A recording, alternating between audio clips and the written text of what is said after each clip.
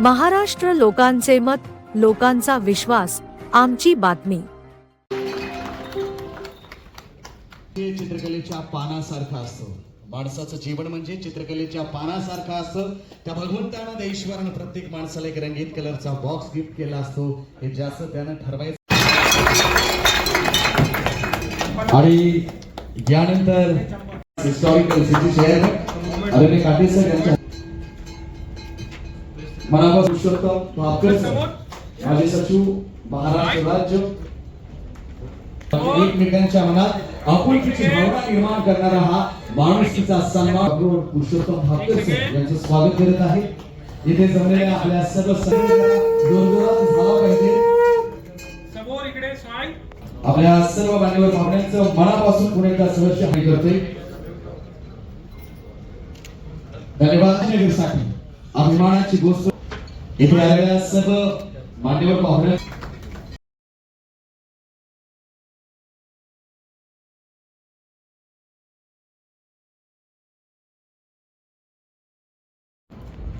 माझे व्याही doctor DS काटे,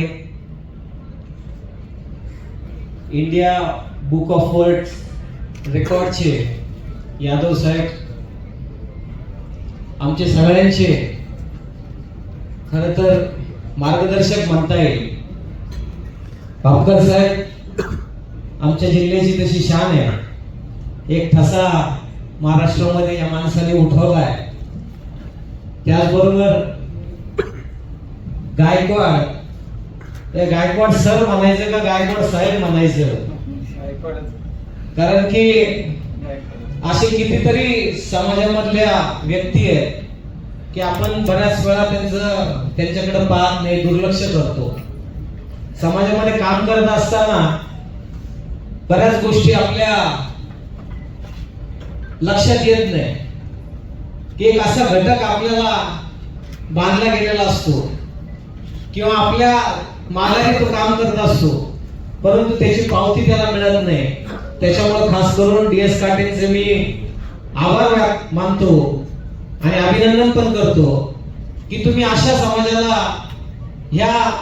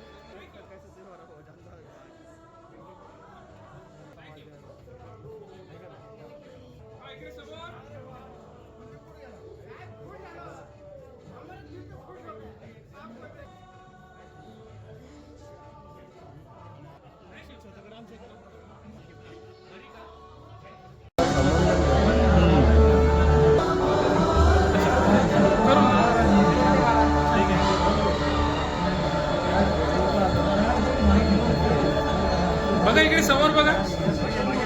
स्वाई एक सेकंड, स्वाई थांबायचंय, एकच मिनिट होल्ड।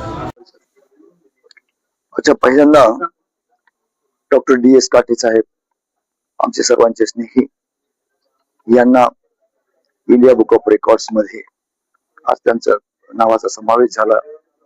याबद्दलचं त्यांचं फेलिसिटेशन, त्यांचं अभिनंदन, त्यांचा सत्कार करण्यात आला। याबद्दल पहिल्यांदा मी त्यांचं मनापासून अभिनंदन करतो, कौतुक करतो। जो विषय त्यांनी हाताळला, स्मशानामध्ये काम करणारे कर्मचारी, स्मशान जोगी ज्यांना आपण म्हणतो, अशा जवळपास 46 स्मशान जोग्यांचा 21 जून रोजी त्यांनी केलेला सत्कार, त्यांचा सत्कार त्यांना जेवण, त्यांना कपडे आणि खऱ्या अर्थाने माणुसकीला एक ज्याला आपण म्हणतो जोपासणारी माणसात माणुसकी शोधणारी ही जी बाब आहे, त्या बाबीलाच त्यांनी हात घातला. स्वतःचा वाढदिवस अशा लोकांच्या बरोबर त्यांच्याच पंगतीत बसून जेवण करून साजरा केला, त्यांचा सन्मान केला. एक अतिशय मोलाची अशी बाब ही आम्हा सर्वांना आणि प्रत्येकालाच वाटली आहे आणि त्याचाच परिणाम म्हणून इंडिया बुक ऑफ रेकॉर्ड्स मध्ये त्यांच्या या कार्याची दखल घेतली गेली आणि त्यांना सन्मानित करण्यात आलं. त्यांचे अनेक असे उपक्रम आहेत जे खऱ्या अर्थाने मागास वंचित लोकांच्या उत्थानासाठी अनेक प्रकारचं कार्य ते करत आहेत. त्यांनी स्वतः जीवनामध्ये केलेला संघर्ष, या संघर्षाचं एक फलस्वरूप म्हणून अशाच लोकांसाठी काम करण्याची त्यांची प्रेरणा आणि भूमिका ही सतत महत्वाची राहिलेली आहे. अर्थजागर असेल, उद्योजक म्हणून असतील किंवा विविध क्षेत्रामध्ये केलेल्या कामाबद्दल त्यांना महाराष्ट्र रत्न अशा प्रकारचे जे अनेक पुरस्कारही प्राप्त झालेले आहेत. खूप चांगल्या स्वरूपाचं ओरिएंटेशन, आई वडिलांची पुण्याई, चांगलं काम करण्याची एक मनामध्ये जिद्द, संघर्ष केलेला त्याचा एक फलित म्हणून त्याने सतत लोकांच्यासाठी काम करण्याची भूमिका त्यांची राहिलेली आहे आणि याचाच परिणाम म्हणून त्यांना अनेक पुरस्काराने सन्मानित केलेला आहे. अनेक लोकांनी त्यांची वाहवा केली आहे आणि अनेक वेगवेगळे प्रयोग ते त्यांच्या जीवनामध्ये करत असतात. याच आज हा एक उपक्रम आपण पाहिलेला आहे. याबद्दल मी पुन्हा त्यांचं मनापासून अभिनंदन करतो, कौतुक करतो. भविष्यातही अनेक अशा प्रकारचे पुरस्कार त्यांची वाट पाहत आहेत असंही मला वाटतं. या प्रकारामुळं त्यांनाही ऊर्जा मिळत राहते आणि मी असं पाहिलं की जसं त्यांचं वय वाढतंय तसं उत्तमोत्तम काम करण्याकडे आणि वेळ देण्याकडे, चांगलं काम कसं करता येईल असाच त्यांचा कलही वाढत राहिलेला आहे असं मला वाटतं. पुन्हा एकदा त्यांचं, त्यांच्या कुटुंबियाचं, सर्व 30 जणांचं मी मनापासून अभिनंदन करतो आणि या ज्या पुरस्काराने त्यांना सन्मानित केलंय, हा जो इंडिया बुक ऑफ रेकॉर्ड्सचे जे पदाधिकारी या ठिकाणी आहेत, श्री यादवजी इथं आहेत, त्यांचं मी अभिनंदन करतो की चांगल्या व्यक्ती, चांगल्या प्रवृत्ती बरोबर त्यांनी शोधलेल्या आहेत आणि त्यांना सन्मानित केलेला आहे. आपण एक लेखक आहात आणि DS काटे सर सुद्धा लेखक आहेत. त्यांच्या लेखनामध्ये या मशानजोग यांचं प्रतिबिंब आहे. त्याबद्दल आपण त्यांच्या लिखाणाबद्दल काय? नाही, खरं म्हणजे त्यांचं लिखाण, त्यांचं काव्य आहे, साहित्य आहे, इव्हन पुस्तक आहेत. सामान्य माणसाला, गरीबातल्या माणसाला साक्षरता कशी मिळेल, अर्थसाक्षर कसे होतील, त्यांना माणुसकीच्या दृष्टीने कसं पाहिलं जाईल, या संदर्भातलेच त्यांचे अनेक विचार आपण पाहतो आहोत. मलाही ते भावलेले आहेत. क्या कहेंगे इसके बारे में आप? डॉक्टर DS काटे जी ने जो एक नई पहल यहाँ से शुरू की है औरंगाबाद से, ये पूरे देश में पहली बार इस तरह का उदाहरण इतने बड़े स्तर पर सामने आया है कि शवदाह गृह में सेवाएं देने वाले लोग जो हैं वो उपेक्षित रह जाते हैं, उनकी ओर ध्यान नहीं दिया जाता और उनका सामाजिक मुख्य धारा से वो बाहर रहते हैं, वंचित रहते हैं. इस घटना से एक सर्वाधिक संख्या में इतने लोगों का सम्मान एक उदाहरण है. दूसरे जिलों, दूसरे प्रदेशों, पूरे देश में इस तरह की बातचीत, चर्चा इस पर शुरू हुई है, होनी चाहिए, होती रहनी चाहिए, सो दैट डॉक्टर काटे का जो मुख्य उद्देश्य है वो है वित्तीय साक्षरता अधिक से अधिक लोगों तक पहुंचे, जिससे कि समाज में, एक स्वतंत्र देश में सभी लोग बराबरी का जीवन, समाज में सम्मान, बराबरी का जीवन तभी जी पाएंगे जब उनके साथ भेदभाव ना हो और वो वित्तीय रूप से साक्षर हो और उन्हें अवसर भी मिले. तो ये पहल बहुत ही अनुकरणीय है.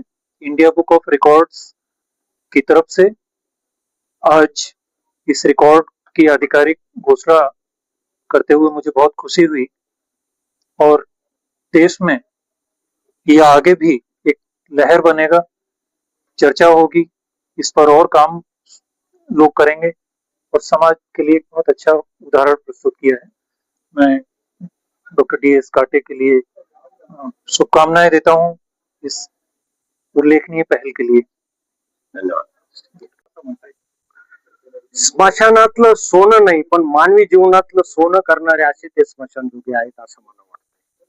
अण्णाभाऊ साठेने जे म्हटलं ते योग्य आहे, पण त्याचा पुढचा कळस म्हणजे मानवाच्या जीवनाचं शेवटच्या याचं जर सोनं करणारे कोणता समाज असतील तर ते स्मशान सेवक आहेत असं मला वाटतं.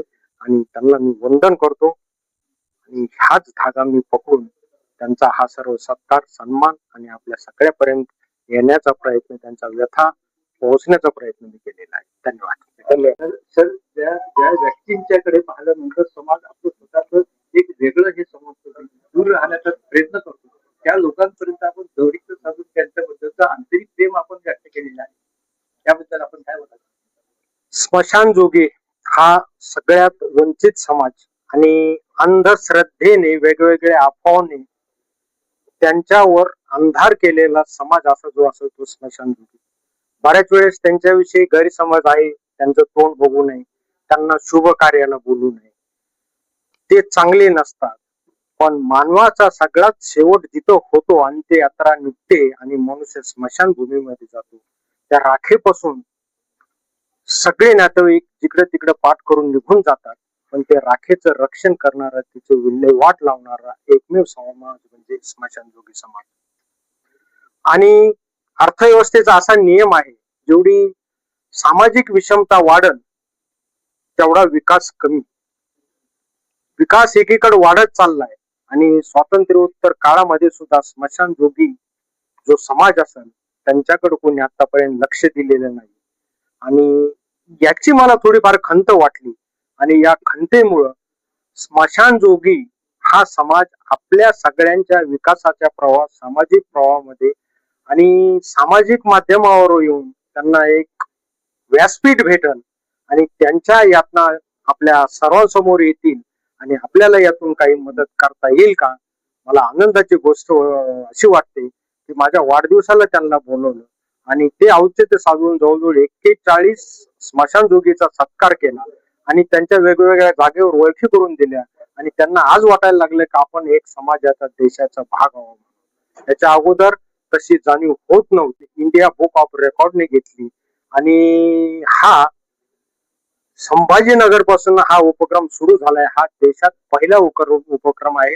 आपल्या शहराचा मला अभिमान वाटतो आणि संभाजीनगर पासून या उपक्रमाची व्याप्ती भारतभर वाढेल आणि एका समाजाला विकासाच्या प्रवाहात, सामाजिक चेतनेच्या प्रवाहात आणायला असे प्रयोग निश्चितच सगळ्यांनी करावे हे मला वाटतंय. खूप खूप धन्यवाद. संगमपूर साठी